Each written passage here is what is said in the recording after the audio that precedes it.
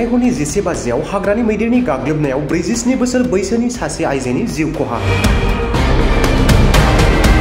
उदालगुरि जिल्लानि सिङाव थानाय 2 नं भुटियासां भिसिडिसि आरो फानेर थानानि बेंखनथायाव थानाय बासुगाव गामिनि राजु उरांनि आरो बिसि गामि उरांखौ हरनि समाव उन्दुफुनाय हालोदाव न' सिफायनानै गाग्लोबनानै बुथारो आरो माइ माइरं गासैखौबो खहा खालामो। खौरां मोननानै ननाय फरेस्ट रेन्जनि मावसुमा आरो फानेरि थानानि पुलिसफोरा फैनानै सहखौ बोखाङो आरो उदालगुरि जिल्ला देहा फाहामसालियाव पस्टमर्टेम खालामनो थाखाय दैथायहरो। মই আৰু বহুত দুখেৰে ক'ব লগা হৈ আছে। তো আমাৰ এইটো বাসুগাঁও ভুটিয়াচাং ভিচিডিচি অন্তৰ্গত ডিষ্ট্ৰিক্ট উদালগুৰি।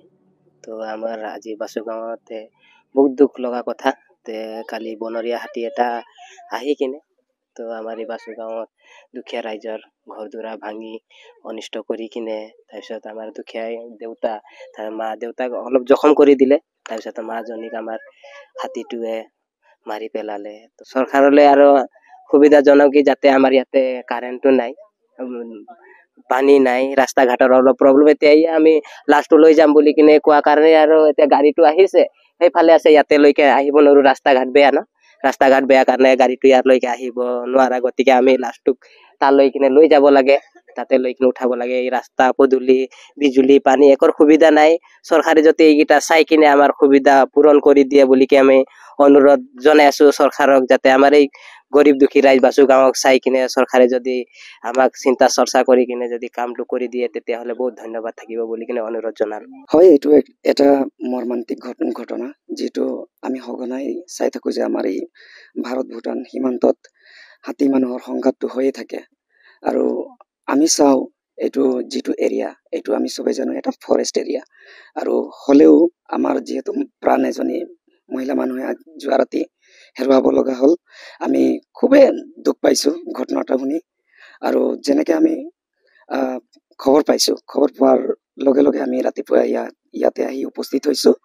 আৰু যিটো পৰিয়ালবৰ্গ আছে সিহঁতক অলপ হ'লেও আমি সকাহ দিছোঁ আৰু যে যাতে এতিয়া যিটো ঘটনাটো ঘটি গৈছে এইটোতো আৰু আমি কিবা কৰি হ'লেও ঠিক কৰিব নোৱাৰো, হয়নে নাই? এইটো যিটো ফৰেষ্ট এৰিয়া, ইয়াতে সঘনাই ঘটনাটো হৈ থাকে, যাতে অলপ চেফটি হয় বা সিহঁতে যাতে অলপ সুবিধা পায়। যিটো আজি এই ঘটনাটো ঘটি গ'ল, পষ্টমৰ্টমৰ কাৰণে লৈ গৈছে। এতিয়া এনে দুখীয়া পৰিয়াল, কাম চাম একো নাই, সিহঁতে যাতে সকাহ পায়, আমি যেনেকৈ মিলাব পাৰিছোঁ অলপ চলপ সিহঁতক অলপ সাহাৰ্য প্ৰদান কৰি।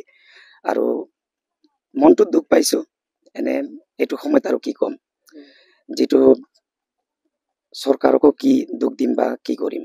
আজি এইটো জেগাত আমি এইটো সময়ত এনেকৈ হৈ পৰিছে, মানুহৰ যিহেতু জনসংখ্যা বাঢ়ি অহাত আমি কিছুমান জেগাত এনে হৈছে যে আমি সিহঁতৰ যিটো হাতীৰ জেগাত আমি আহি বসবাস কৰি আছোঁ। আৰু সঘনাই ঘটনাকেইটা ঘটি থাকে, হাতী মানুহৰ সংঘাত হৈ থাকে।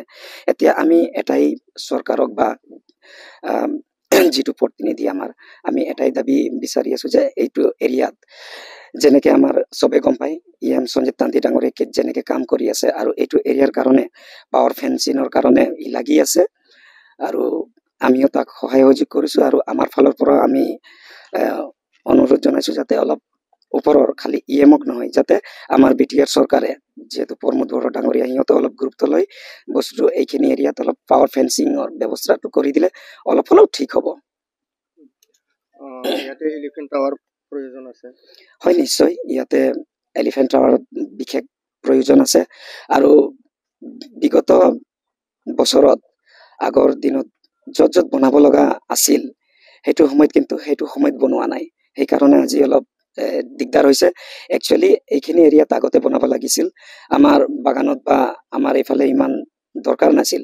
একচুৱেলি এইটো একদম লাষ্ট বৰ্ডাৰ এৰিয়া, ইয়াতে দুটা হ'লেও যদি বনাই দিলাহেঁতেন তেন্তে অলপ হ'লেও সুবিধা হ'লহেঁতেন। হয়, খুব দুখ লগা বিষয়।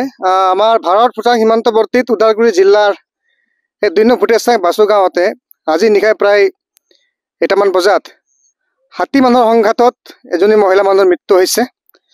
আৰু বহুতো নিজৰ ঘৰ দুৱাৰ ভাঙিছে, বহুতো সা সম্পত্তি নষ্ট কৰিছে, ঘৰৰ ধান চাউল আদিকে কৰি আজি গোটেইখিনি বস্তু নষ্ট কৰিছে। আৰু নিৰ্মমভাৱে হাতীয়ে মহিলাজনীক মাৰি মৃত্যুবৰণ কৰাইছে। আজি এইটো পুৰণি কথা নহয়, আজি বিভিন্ন সময়ত বিগত বহুত বছৰ ধৰি এই হাতী মানুহৰ সংঘাত আমাৰ এই উত্তৰ অঞ্চলত, বিশেষকৈ খালিংদুৱাৰ বনাঞ্চলৰ আমাৰ এই অঞ্চলত, আমাৰ বৰদী বনাঞ্চলৰ ওচৰতে আমাৰ বিভিন্ন সময়তে বিভিন্ন বছৰতে হাতী মানুহৰ সংঘাতত মানুহৰ মৃত্যুৰ হাৰ, হাতীৰ মৃত্যুৰ হাৰ আজি বছৰি আজি মাহে মাহে দিনে ধৰি আজি বহুত বাঢ়ি গৈ আছে। কিন্তু এতিয়ালৈকে বিভাগীয় কৰ্তৃপক্ষই হাতী মানুহ সংঘাতক নিয়ন্ত্ৰণ কৰাৰ কাৰণে, মই সমাপ্তিৰ কথা ক'ব বিচৰা নাই, কমচে কম নিয়ন্ত্ৰণ যে কৰিব পৰা যায় তাৰ কাৰণে একো পদক্ষেপ হাতত লোৱা আমি দেখিবলৈ পোৱা নাই।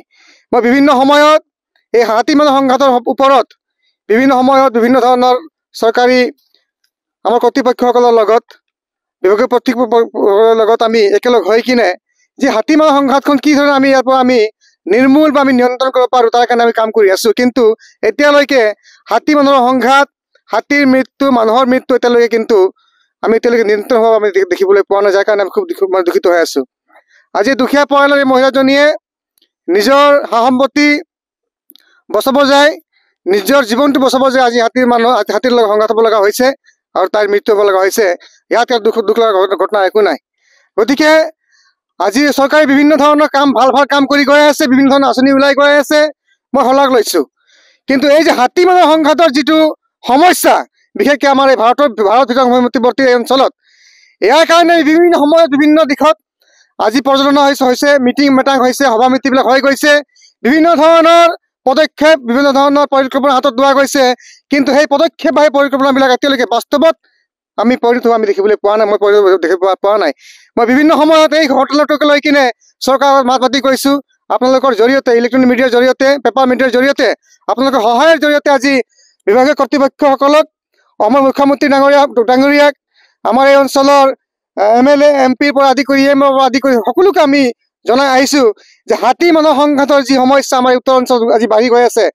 আজি আমাৰ যি অমূল্য সম্পদ হাতীৰো বহুত হাতীৰ মৃত্যু হৈছে। আজি এই বছৰত মোটামুটি 10টা হাতীৰ মৃত্যু হৈছে, এইটো বছৰত কমচে কম 20-25জন মানুহৰ মৃত্যু হৈছে। সেইটো আমাৰ কাৰণে খুব দুখ লগা ঘটনা। গতিকে আমি কি ধৰণে আজি আমি পৰিকল্পনা কৰিলে হাতী মানুহ সংঘাতৰ পৰা আমি নিৰ্মূল কৰিব পাৰিম, আমি নিয়ন্ত্ৰণ কৰিব পাৰিম, তাৰ কাৰণে চৰকাৰী কৰ্তৃপক্ষসকলে যদি কিছু দায়িত্ব হাতত লয়, তো মই ভাবোঁ এই সমস্যাখিনি কমচে কম নিৰ্মূল নহ'লেও কমচে কম কণ্ট্ৰলত আহিব, নিয়ন্ত্ৰণত আহিব আৰু হাতী মানুহৰ সংঘাত নহ'ব। আৰু ৰাইজেও সজাগ হ'ব লাগিব যে ইয়াৰ আদি অন্তত একো নাই। ৰাইজেও সজাগ হ'ব লাগিব কি ধৰণে আমি হাতীৰ পৰা আমি নিজকে বচাই ৰাখিব পাৰিম, আমাৰ সম্পত্তি বচাই ৰাখিব পাৰিম, তাৰ কাৰণে ৰাইজেও সজাগ হ'ব লাগিব। নহ'লে এই ধৰণৰ ঘটনা হৈ থাকিব, মানুহ মৰি থাকিব, হাতী মৰি থাকিব, আৰু আমাৰ মাজত এক বেয়া পৰিৱেশৰ সৃষ্টি আমাৰ মাজত হৈ থাকিব। গতিকে মই অসমৰ মুখ্যমন্ত্ৰী ডাঙৰীয়াক আপোনালোকৰ মিডিয়াৰ জৰিয়তে, আমাৰ অসমৰ বনমন্ত্ৰী, আমাৰ BTR, আমাৰ বনৰ যি EM আছে, মই তেখেতসকলক ৰাইজৰ হৈ অনুৰোধ জনাব বিচাৰিছোঁ যে আমাৰ এই উত্তৰ অঞ্চলৰ হাতী মানুহ সংঘাতৰ ওপৰত এক পৰিকল্পনা লওক, ভালকৈ লওক, আৰু নিয়ন্ত্ৰণৰ কাৰণে যিখিনি সুবিধা আছে চৰকাৰীভাৱে তেখেতসকলে কাম কৰক। ৰাইজে নিশ্চয় সকাহ পাব, আৰু ৰাইজে য'ত শান্তিত থাকিব তেতিয়া নিশ্চয় চৰকাৰখনো শান্তিপূৰ্ণ হিচাপে চলাই যাব পাৰিব। অন্যথা ৰাইজে নিজে আইন হাতত লৈ তুলিবলৈ বাধ্য হ'ব, হাতীক মাৰিবলৈ বাধ্য হ'ব, তেনেকুৱা ধৰণৰ এটা সমস্যাৰ সৃষ্টি হ'ব বুলি মই দেখা পাওঁ। কিয়নো এটা সময়ত তেনেকুৱা ধৰণৰ সমস্যাৰ সৃষ্টি হৈছে, মই তাত নিজে সাক্ষী হৈ আছোঁ। গতিকে ৰাইজক যিখিনি আমি সকাহ দিব পাৰোঁ, ৰাইজে যিখিনি আমি শান্তি দিব পাৰোঁ, সহায় কৰিব পাৰোঁ, তাৰ কাৰণে চৰকাৰে কাম কৰক। আৰু এই দুখীয়া পৰিয়ালৰ যি মহিলাজনী গুমি ওৰাং যি ধৰণে মৃত্যু হৈছে হাতীৰ আক্ৰমণত, তেওঁ চৰকাৰীভাৱে যিখিনি সাহায্য প্ৰদান কৰি আছে, আজি আমি সংগঠনসকলে, ৰাজনৈতিক দলসকলে লাগি আন্দোলনৰ জৰিয়তে আজি যি হিচাপে সাহায্য তেওঁলোকে আগবঢ়াই আছে, সাহায্যখিনি দিব লাগিব। সাহায্যটো দিছে সেইটো ভাল কথা, কিন্তু সেইটোৱে শেষ নহয়, সেইটোৱে অন্ত নহয়। কিন্তু হাতী মানুহ সংঘাত নিৰ্মূলৰ কাৰণে উচিত পদক্ষেপ আমাৰ অসম চৰকাৰে, BTR চৰকাৰে হাতত ল'ব বুলি মই ৰাইজৰ হৈ টানি অনুৰোধ জনাইছোঁ। বহুত বহুত ধন্যবাদ।